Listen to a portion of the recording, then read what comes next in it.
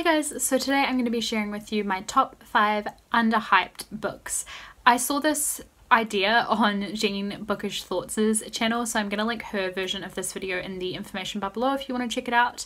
I'm sure other people have probably done it as well, but what I did was I looked up a bunch of books that I've rated like 5 stars or 4 stars and found ones that don't have many ratings on Goodreads. So it's not that they have low ratings on Goodreads, it's that not many people have read these books according to Goodreads. So I was only looking at books that had less than 500 ratings, so less than 500 people had marked them as read, or I think even to read on Goodreads. So these are really not well-known books, but you guys have probably heard me talk about them before because I think all of these books are brilliant. There's a good variety in here as well. There's some non-fiction, some fiction, some short fiction, so yeah, and there's also like a disproportionate amount of New Zealand literature in this video because New Zealand books are just generally not as well known as books from other countries because we are small.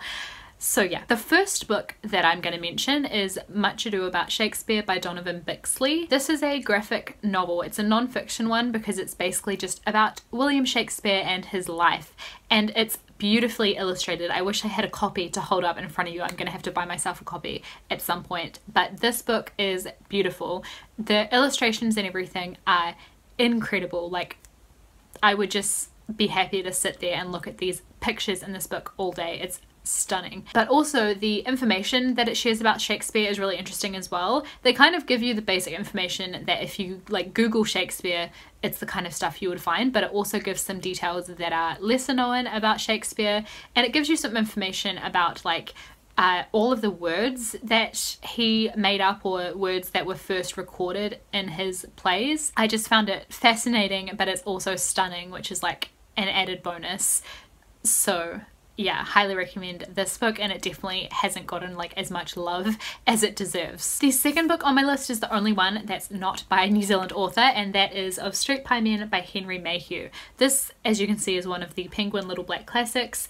It's a non-fiction one on some ordinary people that were living in London during the Victorian period, which, as you guys know, is kind of my favorite period of literature. So it's really interesting for me reading non-fiction from that period as well, and I just love Henry Mayhew's writing style because even though it's non-fiction, and I think he originally like wrote it for a newspaper or something like that, the pieces read very easily. Like, I wouldn't say they read like fiction, but they read like a really good article. Some of it is like just stuff that people told him in different interviews. Some of it is his observations of stuff that would happen around London. He takes a balloon ride in one of them to write about that. It's just absolutely fascinating to me, and if you love that time period as well, I highly recommend this one. It definitely doesn't, again, it definitely doesn't get as much love as it deserves. My third one is a book that I've talked about a lot recently because I did a review of this one on my channel, and that is Mr. Peacock's Possessions by Lydia Sison.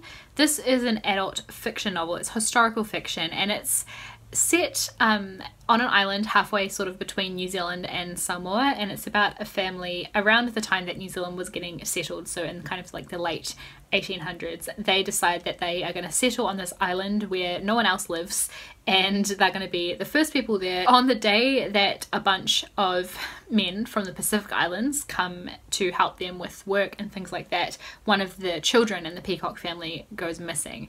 So it's kind of this combination of the mystery of the missing child. The whole book is them trying to find this child, but also the island has kind of its own mysteries that are slowly uncovered as well. And then there is the dynamics between the men from the Pacific Islands and this you know, originally English family, and there's all the stuff of them trying to set up life on a deserted island. So if you like Little House on the Prairie, that kind of thing, where they were basically pioneers and they built their own house and grew their own food and all that kind of stuff, you'll find this book really fascinating. I loved it. So highly recommend this one. Next is something a little different. It's a short story, and this is called Crimson Exchange. It's by Ella Fleming Christie, who is Feathers and Faith here on BookTube. I'll link her channel down below, as well as, you know, all of the books that I'm mentioning and all the short stories and everything. I read it shortly before Christmas last year. I just had like half a day to kill because I think Will was working a lot at that time, and I was kind of just waiting for him to get home, and I wanted to read something really fun and really short, and it basically like filled that amount of time for me, and it was so good. So this short story is about a girl who is called, I think she's a shadow assassin. So she's an assassin. If you love assassin stories, you'll really enjoy this one. It is a short story, so obviously I don't want to say too much about it because that will give away too much of the plot, but it was fantastic. Basically she just had someone pass away recently, so she's kind of grieving about that, and she's kind of in a state where she doesn't really care about anything, so she gets sent on a job to assassinate someone, and things just don't go the way that she expected they would. So that's all I'm going to say about it, but it's fantastic. Because it's a short story, it's very affordable on like the ebook format. I can't remember what the format is, but I'll link it down below. It's on Amazon if you want to check it out, because it's highly worth the like $1 or whatever it is that it's going to cost you. It's such a fun short story, and I can't wait for Ella to like write more because I'm dying to know more about the characters that featured in the short story. I really hope she writes more on them. The final book that I'm going to mention in this top 5 is another non-fiction book, and that is Madness Made Me by Mary O'Hagan. This is Mary O'Hagan's autobiography slash memoir, kind of, but Mary O'Hagan is someone who dealt with mental illness.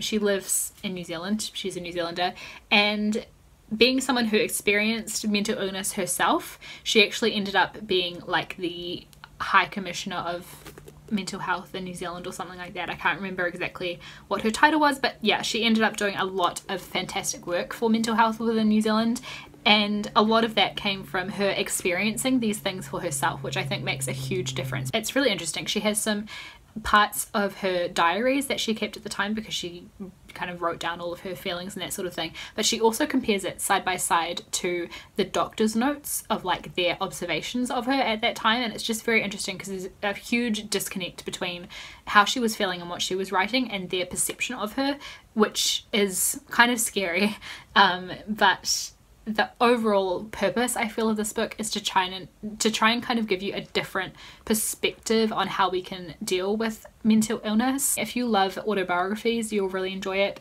If you are interested in mental illness at all or experience anything like that yourself, I think you'd find it really interesting and possibly really helpful.